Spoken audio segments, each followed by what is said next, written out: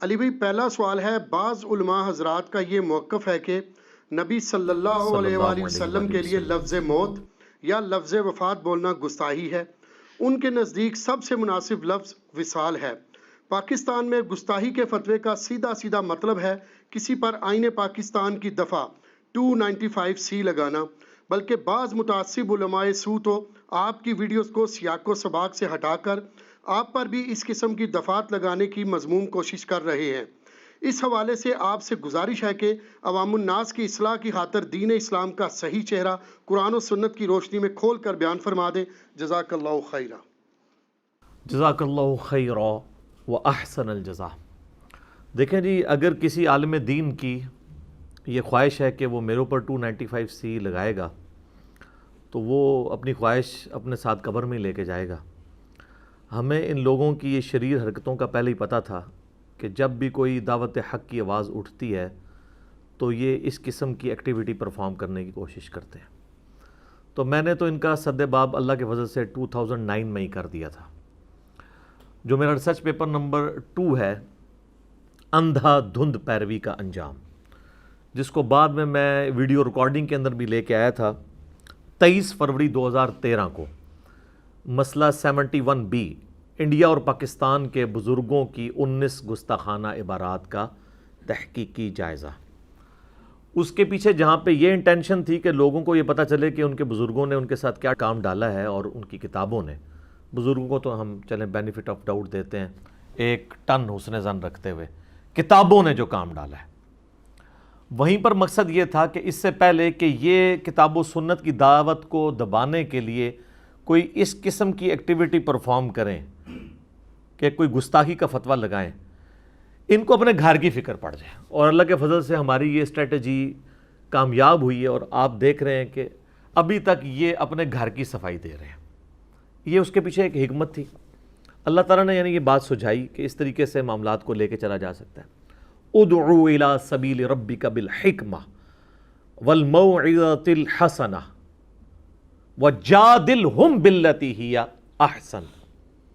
بلاؤ اپنے رب کی طرف حکمت کے ساتھ اور اچھے واعظ کے ساتھ، اور مجادلہ کرو، یعنی جو بکے ہوئے لوگ ہیں جو بات سننے کے لیے تیار نہیں ہیں ان کے ساتھ پھر ہوگا مجادلہ۔ تو یہ مجادلے کی ایک فارم تھی۔ یہ بات بالکل ٹھیک ہے کہ یہاں پر ہمارے سب کانٹیننٹ میں بالخصوص، اور اس میں بھی ہمارے یہ جو مین ملک ہیں انڈیا، پاکستان، بنگلہ دیش، بلکہ افغانستان بھی اسی میں شامل کر لیں، یہ 4 ملک جو ہیں اس میں لوگوں کی مینٹیلٹی یہ ڈیولپ کی گئی ہے کہ کوئی بھی ایسی بات جو آپ کے عقیدے سے ٹکراتی ہو، آپ نے یہ نہیں دیکھنا کہ یہ کوئی بات کرنے والا کتاب و سنت کی دلیل دے رہا ہے یا نہیں دے رہا، وہ جو مرضی کر لے، آپ نے اس عقیدے کو اپنے بزرگ بابوں کے عقیدے کے ساتھ میچ کرنا ہے۔ اگر تو اس کے مطابق ہے تو پھر آپ نے کہنا ہے سبحان اللہ، اور اگر اس کے مطابق نہیں ہے تو آپ نے پھر یہ کہنا ہے کہ یار یہ میرا دل نہیں مانتا یہ بات ٹھیک ہو، میرا وجدان نہیں کہتا، یار یہ عشق کے اندر یہ بات نہیں آتی ہے، یہ گستاخی والی بات ہے۔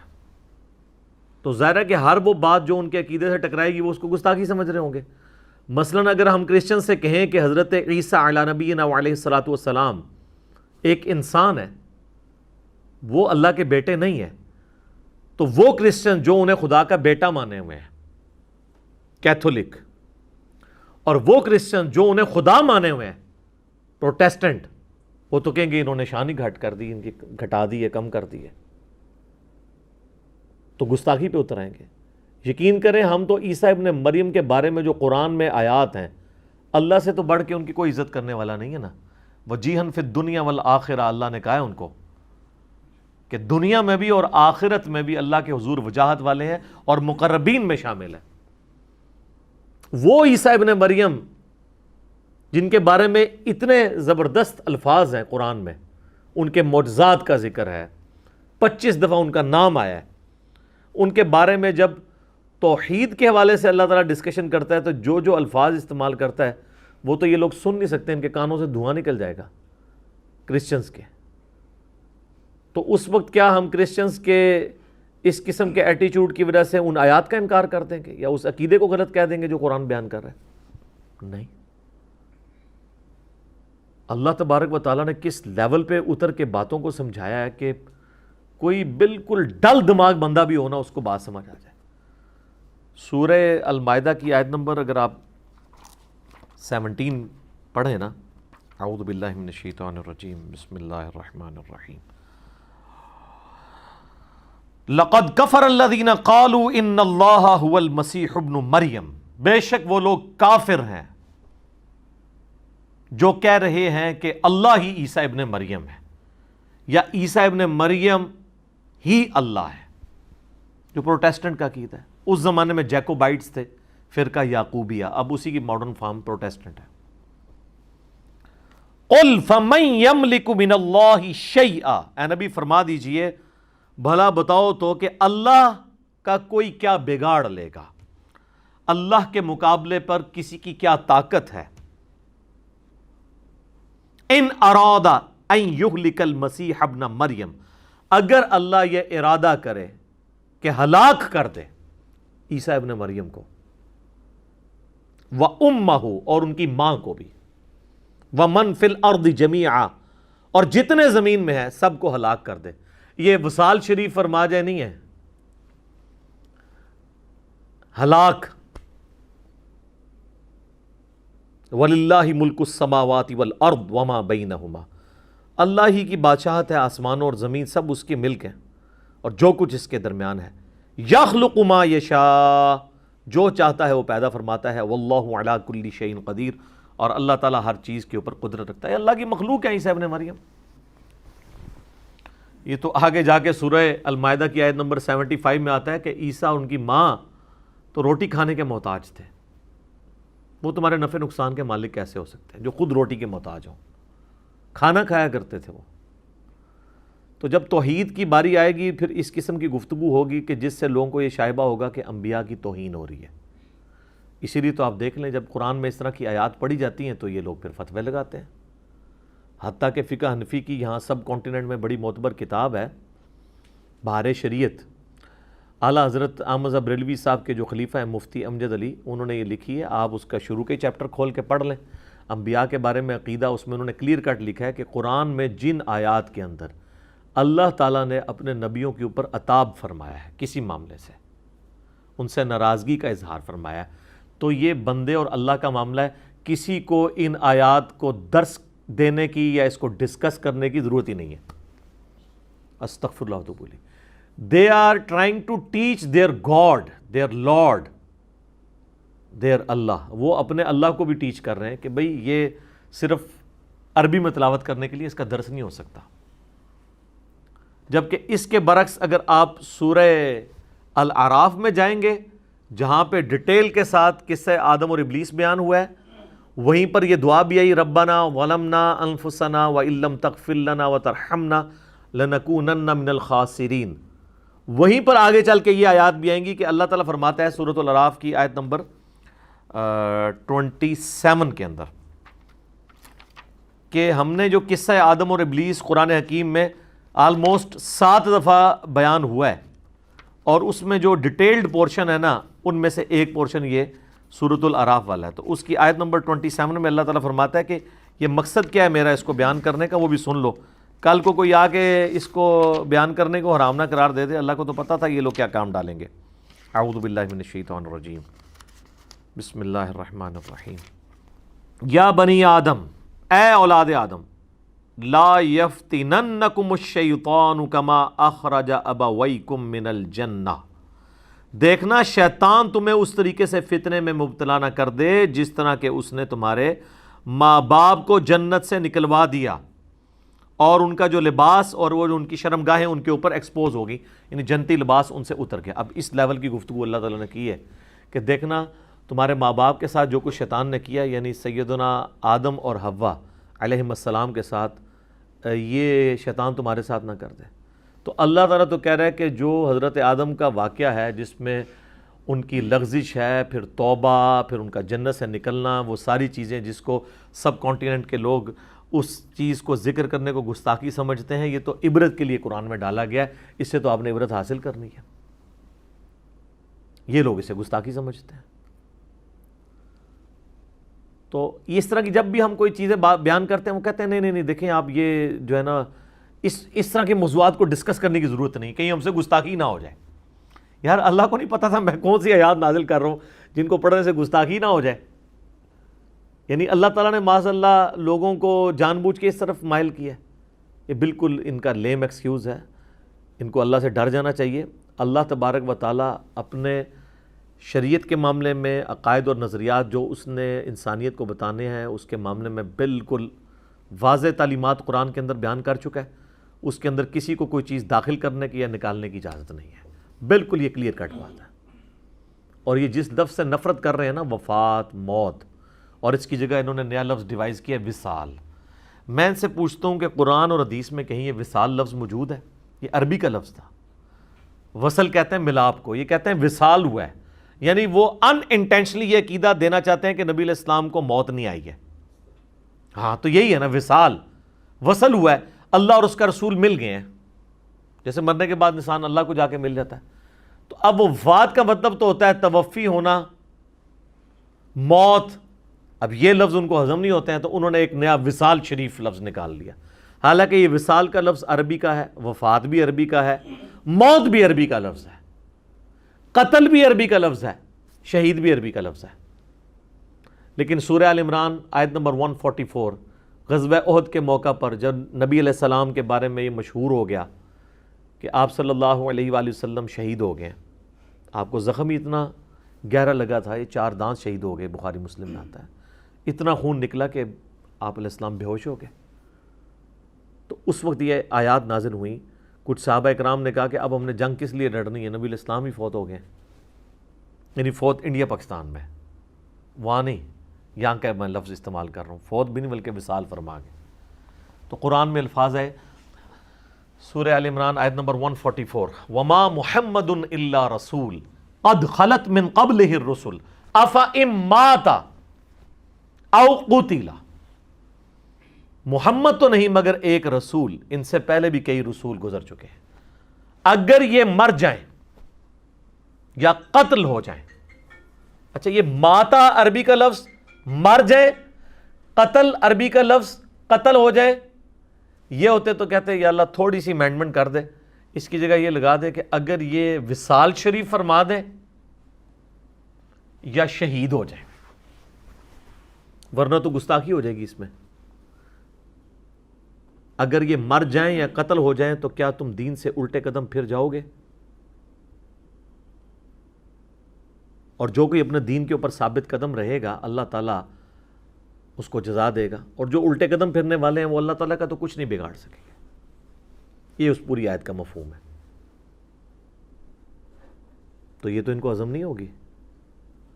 سورہ الزمر کی آیت نمبر 30 ہے اِنَّكَ مَيِّتٌ وَإِنَّهُمْ مَيِّتُونَ، اے نبی صلی اللہ علیہ وآلہ وسلم تم نے بھی مرنا ہے اور تمہارے مخالفینوں کو بھی موت آنی ہے، پھر تم اپنے رب کے حضور جھگڑا کرو گے قیامت والے دن، پھر اللہ تعالیٰ فیصلہ کرے گا تمہارے درمیان۔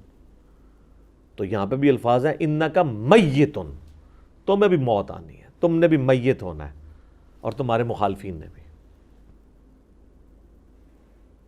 اچھا ان ساری آیات کے جواب میں نا ان کے پاس ایک ہی ایکسکیوز ہے، وہ جی اللہ اپنے پیغمبر کو کہہ سکتا ہے، آپ نہیں کہہ سکتے۔ یہ ان کے پاس ایک ایسا بہانہ ہے جس کی وجہ سے یہ جان چھڑا لیتے ہیں، آیات کا انکار بڑی آسانی کے ساتھ کر دیتے ہیں۔ تو ان کا علاج بھی ہمارے پاس ہے، ٹھیک ہے، for the sake of argument ہم ایگری کرتے ہیں کہ یہ اللہ پیغمبروں کو کہہ سکتا ہے، ہم نہیں کہہ سکتے۔ تو اب آپ نے اس بات کے اوپر قائم رہنا ہے کہ اللہ کہہ سکتا ہے، ہم نہیں کہہ سکتے، اور اگر ہم میں سے کسی نے یہ کہہ دیا تو اس کے اوپر شرعی حکم کیا لگائیں گے؟ پھر آپ کہیں گے جی گستاخ ہے۔ ان کو پکا کریں کہ ہم میں پھر صرف ہم نہیں آتے، اللہ کے سوا جتنی ہستیاں آئیں گی نا وہ اس میں شامل ہیں۔ پھر اس میں وہ کہتے ہیں کہ نہیں انبیاء کو بھی نکال دیں، چلے ہم انبیاء کے بارے میں جو قرآن میں آیات ہیں اس کو بھی سکپ کرتے ہیں، ورنہ تو سورہ یوسف کے اندر آیت نمبر 101 حضرت یوسف علیہ السلام کی جو دعا ہے جب وہ ماں باپ اور بھائی ان کو مل جاتے ہیں تو اینڈ پہ وہ اللہ کے حضور کیا دعا کرتے ہیں؟ زبردست الفاظ ہیں، فاطر السماوات والارض انت ولی فی الدنیا والآخرہ توفنی مسلما والحقنی بالصالحین۔ اے زمین و آسمان کے بنانے والے، تو ہی میرا پش پناہ ہے دنیا میں بھی اور آخرت میں بھی، مجھے وفات دینا اسلام کی حالت میں، مسلم حالت میں، اور مجھے ملا دینا صالحین لوگوں کے ساتھ۔ وہاں پہ وفات لفظ ہے، وصال شریف نہیں ہے۔ حتیٰ کہ آپ اگر سورۃ المومن کھولیں گے نا، سورہ غافر، اس میں جس مومن کی تقریر اللہ تعالیٰ نے نقل کی ہے نا فرعون کے دربار میں، جو مومن اپنا ایمان چھپاتا تھا، اس میں تو اس سے بھی سخت الفاظ موجود ہیں۔ وہ مومن جو ہے وہ کہتا ہے کہ جب اللہ تعالیٰ نے یوسف علیہ السلام کو ہلاک کر دیا، سارے تسی نے وفات رو پہ روندے ہو، ہلاک دا لفظ ہے۔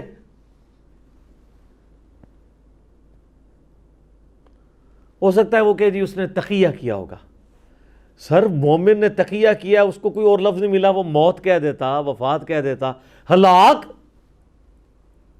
اور ایک پیغمبر کے بارے میں ایک صحابی کہہ رہے سورۃ المومن کے اندر، اور ایسا پیغمبر جو 1400 سال پہلے ان سے گزر چکے ہیں۔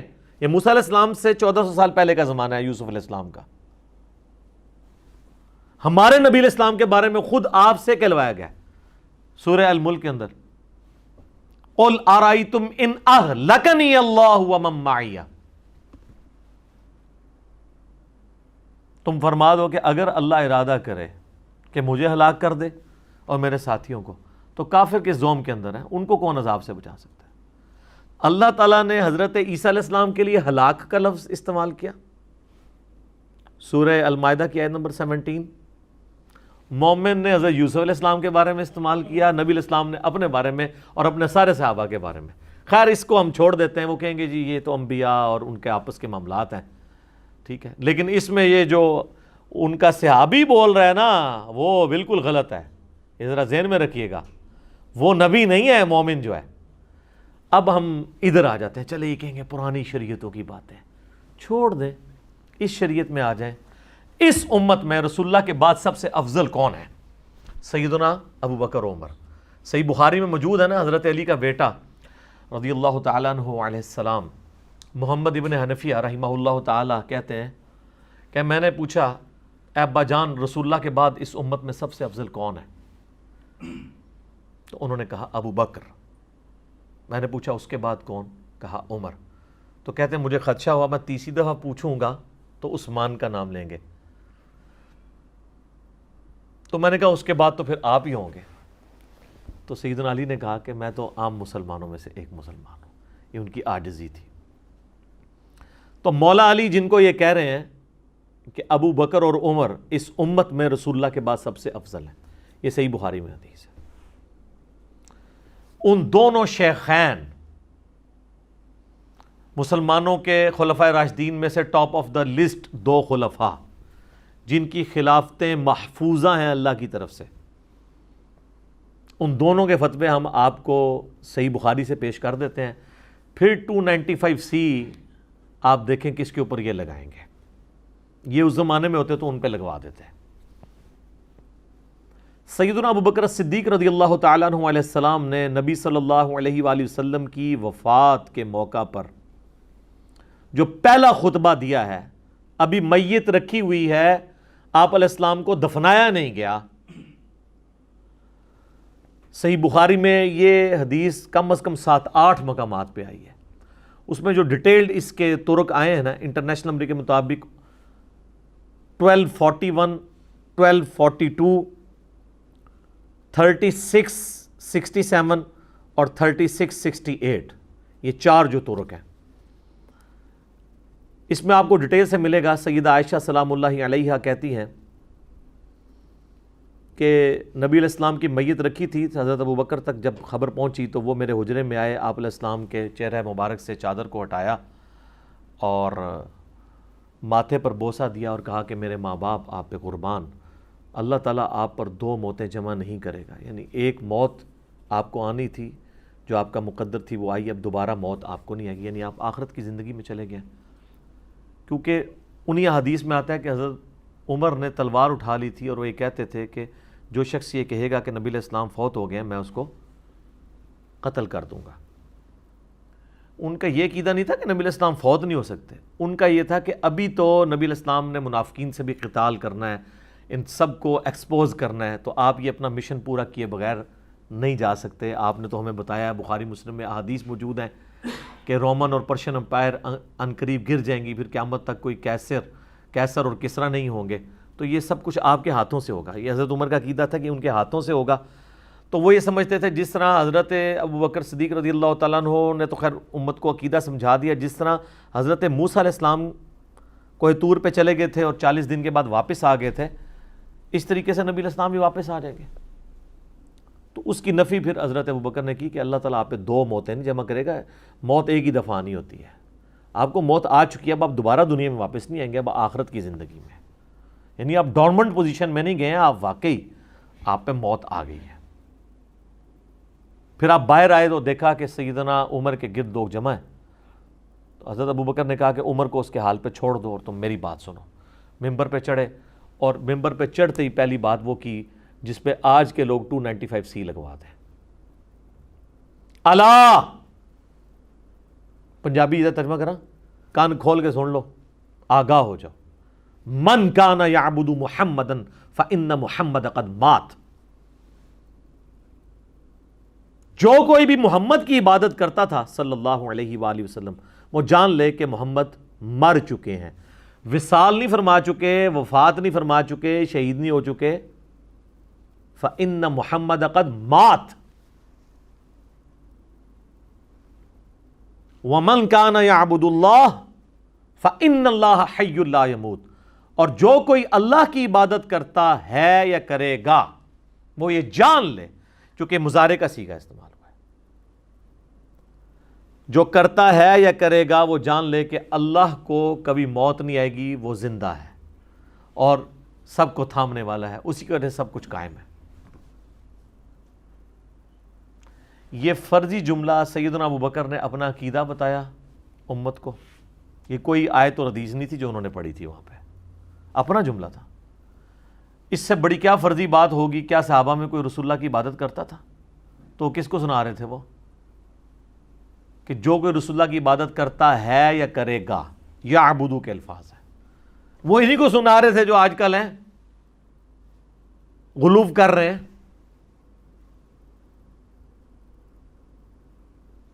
تو کسی نے ان کو کہا کہ آپ فرضی جملہ بول رہے ہیں، مسلمانوں پہ شرک کا الزام لگا رہے ہیں، کون رسول اللہ کی عبادت کرتا ہے؟ انہوں نے کہنا سی نا وہ تو کیڑیاں گلاں پہ کرنا ہوئے، وہ کوئی اور آیت نہیں تنوں لبھی، تو آگے سیدھے ہی چڑھ گئے ممبر تھے. انہوں نے تو یہ کہنا تھا. پھر سیدنا ابوبکر نے اس کی سپورٹ میں وہ آیت پڑھی، سورہ آل عمران آیت نمبر 144، وما محمد الا رسول قد خلت من قبلہ الرسل افإن مات او قتل. پھر پڑھی انک میت وانہم میتون، سورہ الزمر آیت نمبر 30. وہ ساری آیات وہی پڑھی اس ثبوت میں. سیدنا عمر کہتے ہیں جب میں نے ابوبکر کی زبان سے یہ آیات سنی اور یہ خطبہ سنا تو میرے پاؤں میرے جسم کا بوجھ نہیں اٹھا سکے، اور مجھے لگا کہ آیات جس طرح آج ہی نازل ہوئی ہیں، حالانکہ ہم یہ آیات پہلے بھی سنتے تھے. یہ ہے صحابی میں اور غیر صحابی میں فرق کہ قرآن و حدیث سنا فوراً سمعنا و اطعنا، اور انہی احادیث میں موجود ہے صحابہ کرام کہتے ہیں کئی دن تک ہماری حالت تھی، ہم جب کبھی بھی ایک دوسرے کو ملتے تھے نا تو یہی آیت سناتے تھے، وما محمد الا رسول قد خلت من قبلہ الرسل افإن مات او قتل، تاکہ ہمارے دل میں یہ بات بیٹھ جائے کہ نبی الاسلام دنیا سے چلے گئے. ان کے بقول گستاخی کر رہے ہوتے تھے. وہ یہ کہتے تو کہتے تسی پڑھو جی ان اللہ و ملائکتہ یصلون علی النبی، تسی پڑھو جی انا ارسلناک شاہدا و مبشرا و نذیرا، تسی پڑھو جی من یطع الرسول فقد اطاع اللہ، تسی پڑھو جی قل ان کنتم تحبون اللہ فاتبعونی یحببکم اللہ. سر اس وقت ان آیات کی ضرورت نہیں تھی، کیونکہ نبی علیہ السلام سے پہلے پوری دنیا میں سب سے بڑے لیول کا جو شرک موجود تھا وہ ایک پیغمبر کے ماننے والوں کے فالورز کا تھا، عیسیٰ ابن مریم کے۔ نبی علیہ السلام نے دوسرا عیسیٰ ابن مریم بن جانا تھا اگر آپ علیہ السلام کی اتنی سٹرکٹ تعلیمات نہ ہوتی۔ صحیح بخاری میں حدیث ہے، دیکھنا میری شان کو اس طرح نہ بلند کرنا جس طرح نصارہ نے اپنے پیغمبر کو بڑھا دیا تھا، میں اللہ کا بندہ اور اس کا رسول ہوں، مجھے اللہ کا بندہ اور اس کا رسول ہی کہنا۔ میں یہ کہتا ہوں کہ نبی علیہ السلام کی میت کے اوپر سیدنا ابوبکر کا یہ بولنا کہ من کان یعبد محمدا فإن محمد قد مات، یہ نبی علیہ السلام کی کامیابی کی دلیل ہے کہ آپ کو جو اللہ نے امام الموحدین بنا کر بھیجا تھا، آپ کی ٹیم ایسی پروڈیوس ہو گئی تھی کہ جو آپ کی میت پہ آپ کی شان نہیں بیان کر رہی تھی بلکہ توحید بیان کر رہی تھی۔ یہ نبی علیہ السلام کی تعلیم کی کامیابی ہے جس کے لیے آپ دنیا میں آئے تھے۔ تو سیدنا ابوبکر جو ہیں وہ غیر نبی ہیں، غیر اللہ ہیں، امتی ہیں، جتنے مرضی اعلیٰ درجے کے صحابی ہیں لیکن ہے امتی ہیں۔ تو انہوں نے جو خود سے بولا نبی علیہ السلام کے بارے میں، ان کی ڈاکٹرن میں یہ گستاخانہ عبارت ہے اور اس پہ 295 سی لگے گی ان کی ڈاکٹرن میں۔ ہم تو کہنا ہے بالکل صحیح عقیدہ بیان کیا، بلکہ جسے یہ نہ پتا ہونا کہ حضرت ابوبکر کا خطبہ ہم نے تو چیک کیا ہے، اس کو جب بتایا نا یار ایک بندہ کہتا ہے کہ محمد تو نہیں تھے مگر ایک رسول، وہ مر چکے ہیں، بلکہ آیت ہی آپ پڑھ دیں، جو کوئی محمد کی عبادت کرتا تھا جان لے کہ وہ مر چکے ہیں، اور جو اللہ کی عبادت کرتا ہے جان لے اللہ زندہ ہو۔ کہے گا کیڑا وہابی ہے جیڑا ایسا نہیں گلنا کر رہا ہے سیدنا ابوبکر، یہ ہم نے خود چیک کیا ہے۔ پھر جب بعد میں بتایا تو ان کے ہاتھ پاؤں کانپنے شروع ہو گئے، ماننا پھر بھی کوئی نہیں، چلتے بابوں کے پیچھے ہیں۔ اسی تو سر آپ کو جھنجھوڑ کے کہہ رہے ہیں کہ مرنے سے پہلے اے مسلمان کر لے اس پہ غور، کتابوں کا خدا اور ہے، بابوں کا خدا اور۔ یہ کتابوں سے تعارف ہو رہا ہے آپ کو، کہنے کو تو دی سب کا اسلام ہے لیکن کتابوں کا جہاں اور ہے، بابوں کا جہاں اور۔ یہ وہ تعلیمات ہیں جو انبیاء کے ذریعے اللہ تعالیٰ نے ہم تک پہنچائی ہیں۔ بلکہ مجھے تو یہ کہنے میں آ رہی نہیں، انڈیا پاکستان بنگلہ دیش کے جو سو کالڈ بنائے ہوئے اولیاء ہیں، ہم یہ کہہ سکتے ہیں کہ مرنے سے پہلے اے مسلمان کر لے اس پہ غور، انبیاء کا خدا اور ہے اور من دون ہی اولیاء کا خدا اور۔ یہ میں من دون ہی سال لگا رہا ہوں بریکٹ میں، انہوں نے کہنا جی بزرگوں اولیاء اللہ کو کہتے ہیں، اور من دون ہی اولیاء جو انہوں نے نام رکھ دیے چند۔ تو سیدنا ابوبکر نے امت کو عقیدہ دے دیا۔ اب آ جائیں جناب دوسری پرسنالٹی سیدنا عمر رضی اللہ تعالیٰ عنہ علیہ السلام۔ صحیح بخاری میں 3700 نمبر حدیث ہے، بڑی ڈیٹیل۔ جب سیدنا عمر کو زخم لگا، 5-6 صفوں پہ حدیث ہے، میدا کٹ گیا تھا، کچھ کھاتے تھے نکل جاتا تھا۔ جب ان کو نظر آیا کہ اب میں نہیں بچ پاؤں گا تو انہوں نے کئی ایک وصیتیں کی، ان میں سے ایک یہ بھی تھی کہ انہوں نے کہا کہ میں اپنے بعد ان 6 لوگوں سے زیادہ خلافت کا حقدار کسی کو نہیں سمجھتا، بلکہ انہوں نے کہا کہ خلافت کے حقدار صرف یہ 6 لوگ ہیں، اور پھر 7 الفاظ بولے، الذین توفی رسول اللہ صلی اللہ علیہ وآلہ وسلم وہو عنہم راض۔ یہ وہ 6 لوگ ہیں کہ جن سے رسول اللہ اپنی وفات تک راضی تھے۔ وصال نہیں ہے یہاں پہ، وفات کے الفاظ۔ تو سیدنا عمر نے بھی نبی علیہ السلام کے لیے وفات کے لفظ استعمال کیے کہ اپنی وفات تک رسول اللہ ان 6 لوگوں سے راضی تھے۔ پھر بخاری کے الفاظ ہیں کہ انہوں نے پھر نام لیے سیدنا علی، عثمان، طلحہ، زبیر، عبد الرحمن بن عوف اور سعد ابن ابی وقاص رضی اللہ عنہم اجمعین وعلیہم السلام اجمعین۔ تو یہ حدیث بھی بالکل واضح ثبوت ہے کہ صحابہ کرام ان الفاظ کے استعمال کرنے کو گستاخی نہیں سمجھتے تھے جس طرح کے آج کل کے لوگ گستاخی سمجھتے ہیں، بلکہ یہ تو ہر ایک چیز کے اوپر گستاخی کا فتویٰ جیب میں لیے پھرتے ہیں۔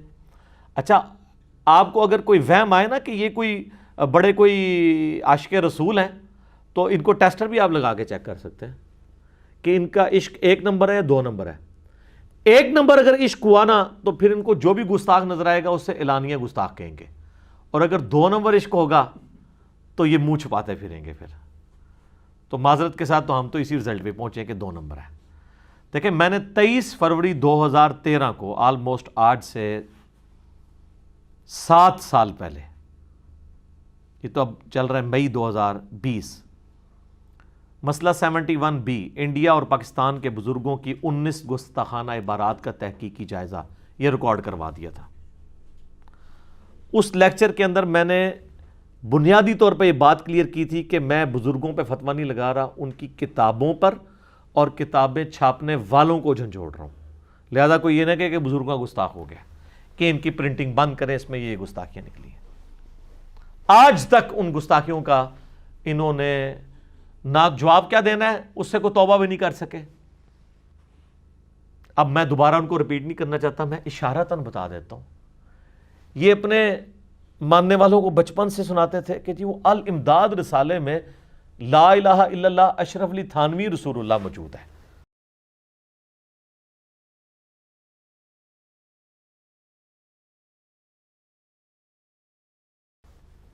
ہم نے کہا جی وہ بھی غلط، لیکن سر اپنے گھر کی بھی خبر لیں، وہاں پہ ہشت بہشت کتاب جو ہے جس میں چیپٹر ہے فوائد السالکین، اس میں تو لا الہ الا اللہ چشتی رسول اللہ بھی موجود ہے۔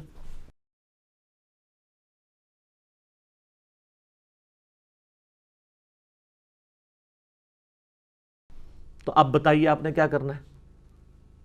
تو کہتے ہیں بزرگوں کو برا کہتا ہے، بھائی بزرگوں کو نہیں برا کہتا، کتابیں آپ چھاپ کے ان کو خود بدنام کروا رہے ہیں، ہم تو ان کو برا کہہ ہی نہیں رہے ہیں۔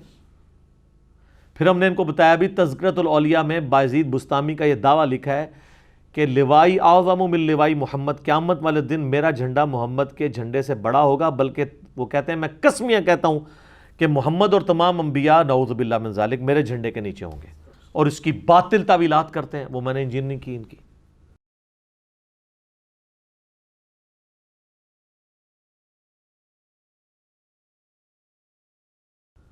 پھر میں نے انہیں بتایا کہ بھائی کشف المحجوب کھول لو، کشف المحجوب کے اندر صحب اور سکر کا چیپٹر نکالو، زید ابن حارثہ کی بیوی کے ساتھ نبی صلی اللہ علیہ وآلہ وسلم کے بارے میں ایک غلط واقعہ لکھا ہوا ہے، انتہائی حیا سوز قسم کا واقعہ۔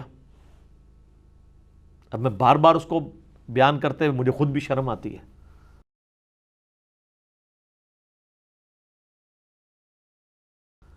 ہمارا یوٹیوب پہ ایک کلپ دیکھ لیں آپ، ڈاکٹر سلمان مصباحی صاحب کو رپلائی، جب انہوں نے کہا کہ انجینئر کو کیا پتا کہ بابا کیا چیز ہوتی ہے، بابے کا تو اپنا وکھرا ہی ایک جہاں ہوتا ہے۔ تو اس کی جواب میں نے بڑے احسن انداز میں یہ سارے حوالے ایچ ڈی کیمرے میں دکھا کے ایک ریکارڈنگ کروا دی ہے، وہ آپ جا کے دیکھ لیں تو آپ کو خود پتہ چل جائے گا کہ ان کا عشق رسول کس لیول تک ہے۔